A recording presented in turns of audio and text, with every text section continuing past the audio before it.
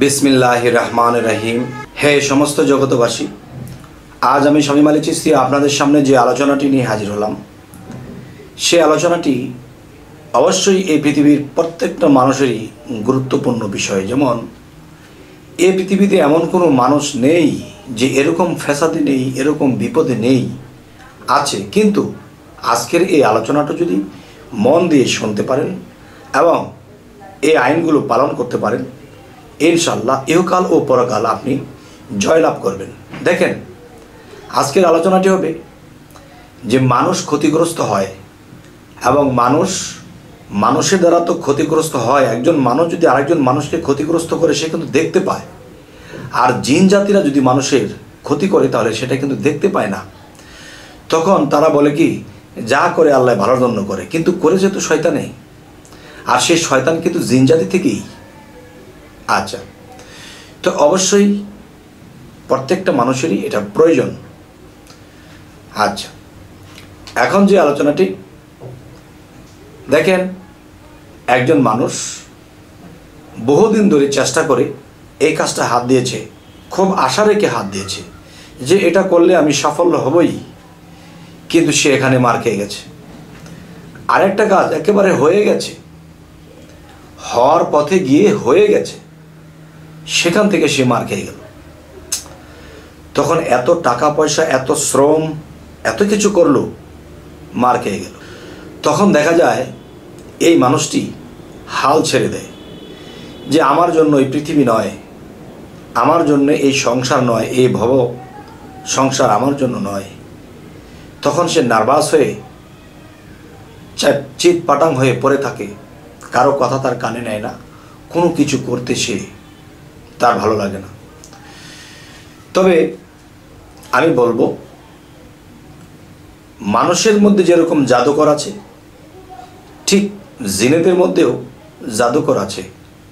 কোনো মানুষ যদি জাদু করে আপনাকে নষ্ট করে, তাহলে কিন্তু যেভাবে হোক আপনি আপনার জানতে পেরেছেন, তখন আপনার জাদুগ্রস্ত থেকে আপনি মুক্ত হওয়ার একটা পথ বের করেছেন।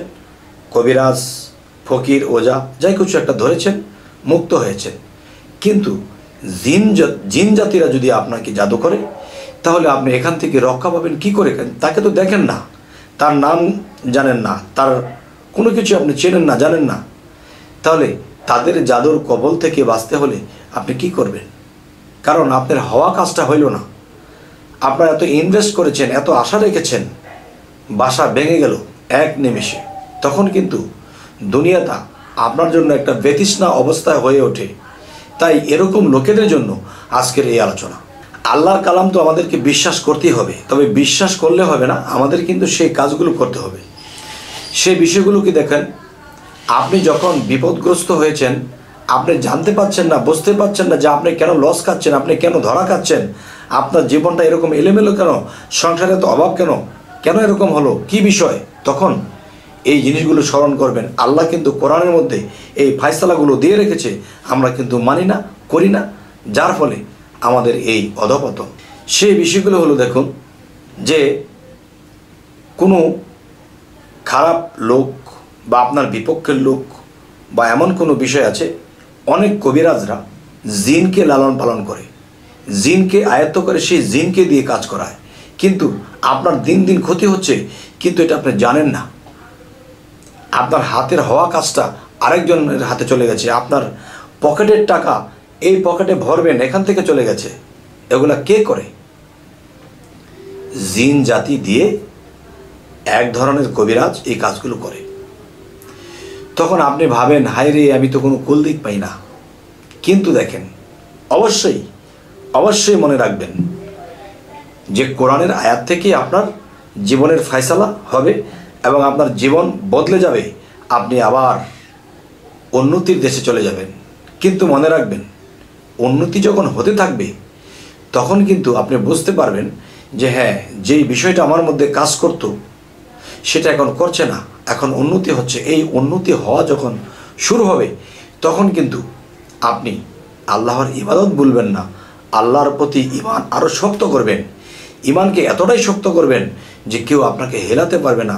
আল্লাহর পথে অটল থাকবেন, টাইম টু টাইম ইবাদত করবেন দুনিয়ার কাজের পাশাপাশি। কেননা আল্লাহ তো বলেনি যে আমাকে সবসময় তুমি সেজদা করতেই থাকো।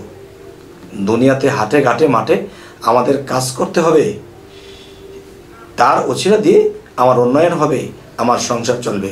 তাহলে আপনি সকালে এবং সন্ধ্যায় দেখবেন, বিষয়টি হলো রাত 12 ঘন্টা, দিন 12 ঘন্টা। রাতের ভাগ এবং দিনের ভাগ, দিনের ভাগটা আলোকিত, রাতের ভাগটা অন্ধকার। মূলত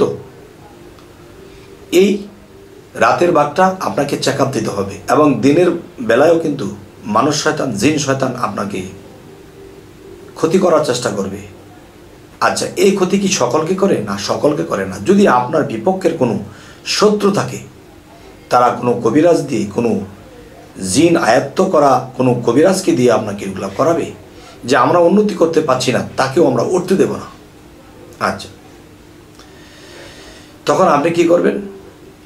সকালে ঘুম থেকে উঠে ফাতিহা সূরা 3 বার, সূরা ইখলাস 3 বার, ফালাক 1 বার, নাস 1 বার পাঠ করে নিজের বুকে ফু দেবেন এবং আল্লাহকে সিজদা দেবেন। তখন এটা কি হলো? আপনার মধ্যে যদি জিনের পক্ষ হইতে জাদুটোনা করে থাকে, কবিরাজের পক্ষ হইতে আপনাকে জাদুটোনা করে থাকে, শত্রু আপনাকে কোনো বিপদ ঘটিয়ে দিতে পারে, বা সামনে গেলে আপনি গাড়ি অ্যাক্সিডেন্ট হতে পারেন, সামনে গেলে একটা বিপদগ্রস্ত হতে পারেন, আপনি যখন এটা করবেন তখন আপনি শরীরটা আপনার বন্ধ হয়ে গেল। এবং আপনি যদি চান যে আল্লাহর রহমতের ফেরেশতা আমাকে দেখে রাখুক, আমার বিপদ যেন না হয়, তাহলে এগুলো তো ঘুম থেকে উঠে করবেন। ঘর থেকে যখন বের হবেন 3 বার খুব নীরবে, খুব নীরবের সাথে, ভাবের সাথে আপনি 3 বার, 7 বার, 15 বার, 21 বার করা যায়। প্রতিদিন করলে অতটা করা যায় না, কাজের তাড়া থাকে। তাই 3 বার আয়াতুল কুরসি পড়ে আপনার বুকে আপনি ফু দিবেন, আপনি ঘর থেকে বের হয়ে যাবেন ইনশাআল্লাহ। আপনি ঘর থেকে যখন বের হলেন, আপনার মধ্যে যদি কোনো জাদুটোনার প্রভাব থাকে সেটা নষ্ট হয়ে যাবে। এবং আপনি যে আয়াতুল কুরসি পড়ে বের হলেন, সকালে বের হয়ে যান, সন্ধ্যা পর্যন্ত আপনি নিরাপদ। এবং যখন সূর্যটা ডুবে যাবে তখন কিন্তু আপনার এটা ডেট ফেল হয়ে গেছে। এখন কি করতে হবে? সূর্য ডোবার সাথে সাথে আপনি এই সূরাগুলো আবার পাঠ করবেন। 3 বার ফাতিহা, 3 বার ইখলাস, 1 বার ফালাক, 1 বার নাস। আপনি যে গন্তব্যই থাকেন সেখান থেকে যখন বাড়িতে ফিরবেন তখন আপনি আবার যখন ওইখান থেকে রওনা বাড়ির দিকে দেবেন তখন আবার আয়াতুল কুরসি পাঠ করবেন। আয়াতুল কুরসি পাঠ করে বুকে ফু দেবেন।